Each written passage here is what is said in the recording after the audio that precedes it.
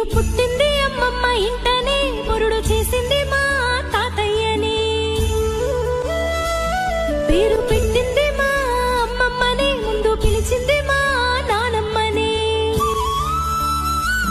ముద్దులాడారు మా మావయ్యలు, మురిసిపోయారు మా అత్తమ్మలు. మా అమ్మమ్మ ఎప్పుడు కాపలా చూసుకున్నది కంటికి రెప్పలా. లాల పోసింది, జోల పాడింది, బుగ్గ చుక్క పెట్టి ఉగ్గు